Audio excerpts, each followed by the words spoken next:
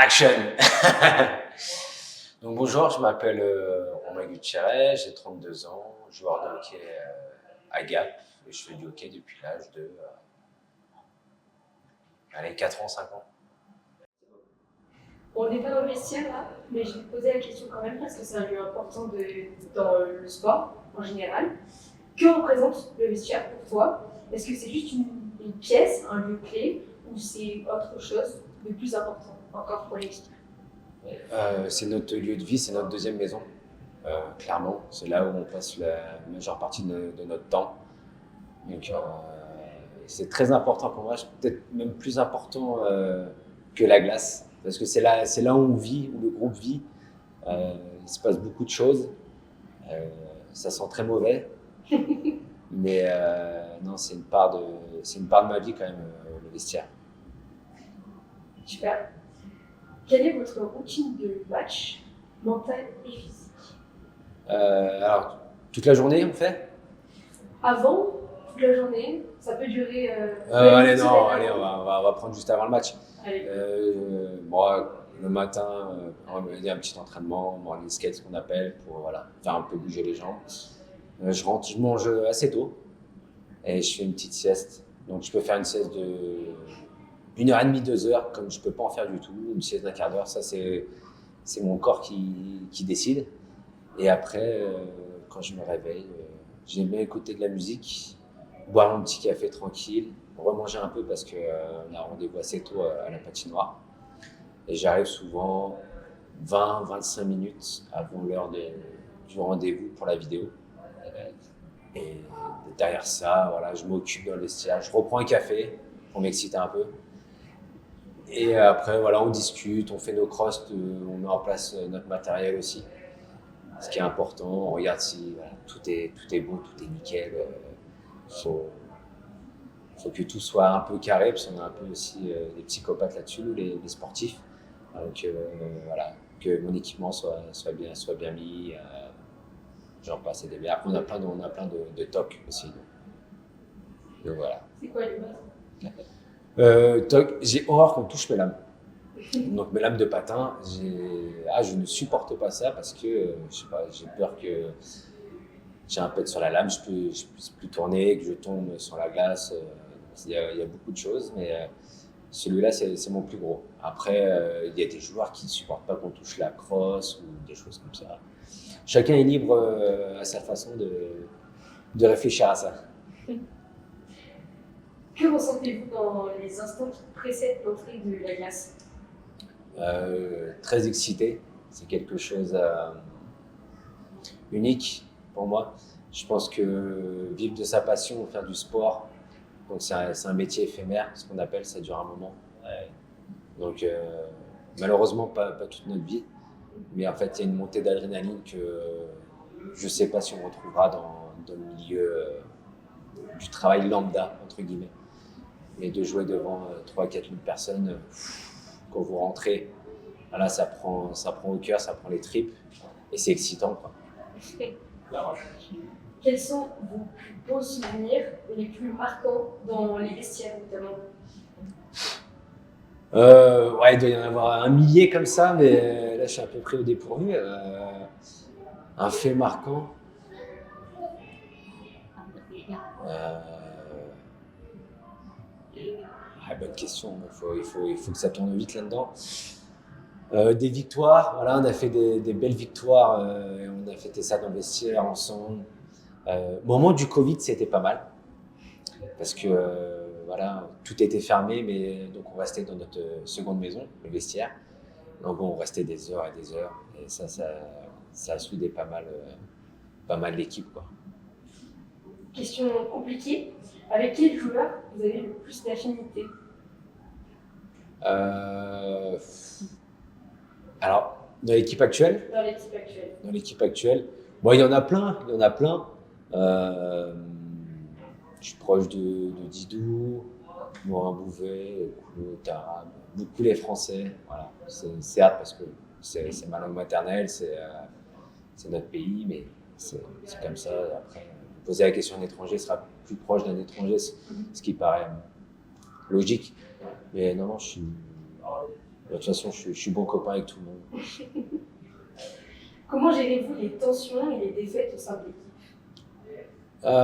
Tension, les défaites, ça arrive, comme partout dans la vie, hein, même cette saison.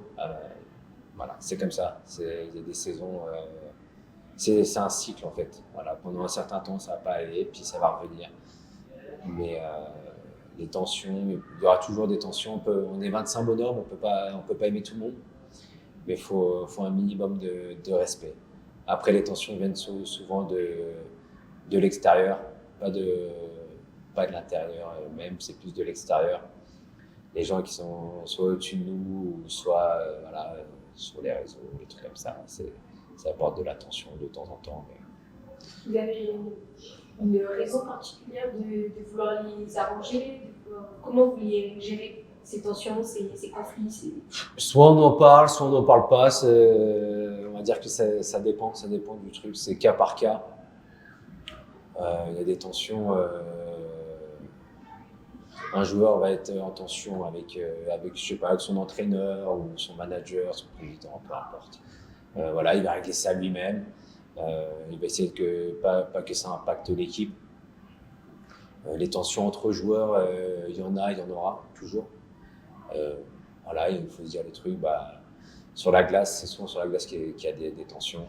Mais une fois que la glace est terminée, voilà, c'est terminé. C'est comme un match, on est adversaire pendant 60 minutes.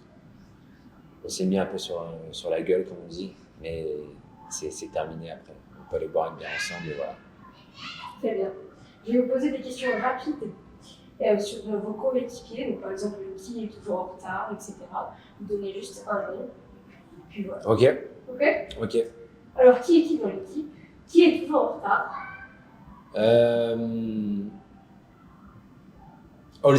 Holbauer, souvent. Il arrive vraiment à la limite. Qui fait les blagues les plus drôles?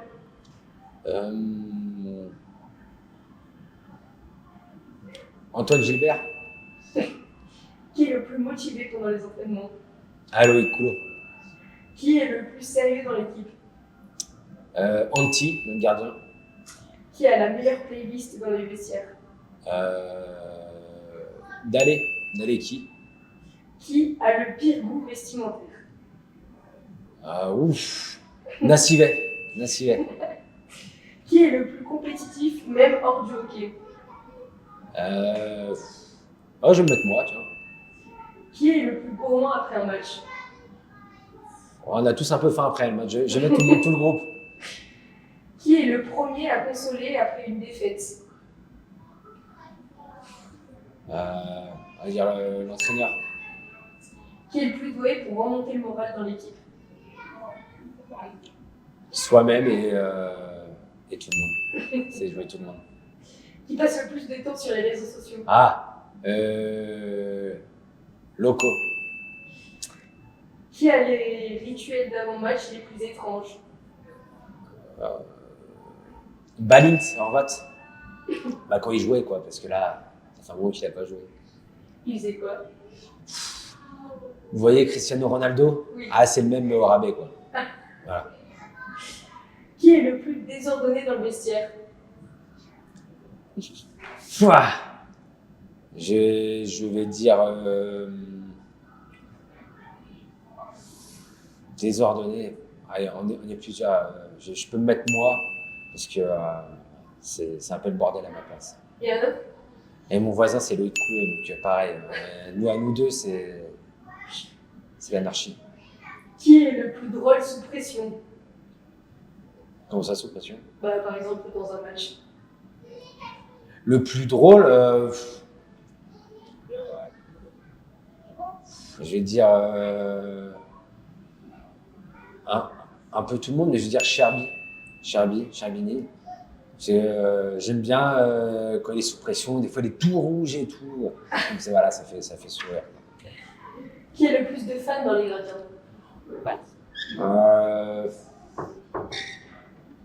Je vais dire, ça se joue entre Chad et Julien, un des deux. Les deux d'avant. Ouais. Bon voilà, c'est fini pour ces petites questions. Je vais vous poser deux autres petites questions. Quand je vous dis travail d'équipe, à quoi vous pensez? Cohésion. La cohésion, le respect de l'un et l'autre et travailler pour soi, mais en mettant ses partenaires aussi en lumière. Voilà. C'est un point important, je suppose, dans l'équipe. Ouais, si vous voulez que la mayonnaise apprenne, c'est, je pense, le point le plus important, c'est les attitudes. Les attitudes, pour moi, c'est ça le plus important. Quel conseil vous donnerez aux jeunes joueurs qui souhaitent réussir dans le hockey et qui vous regardent à chaque match? Si vous voulez devenir professionnel, soyez prêt à faire des choix, des sacrifices. C'est quelque chose d'important. On voit tous les jeunes, la nouvelle génération, c'est différent de ma génération et encore plus de la génération d'avant. N'ayez pas peur de l'échec. Ça, c'est quelque chose d'important. L'échec nous fait grandir. Et même moi, à l'heure d'aujourd'hui, l'échec me fait encore grandir. Voilà, je resterai là-dessus. Très bien, je vous remercie. Merci à vous.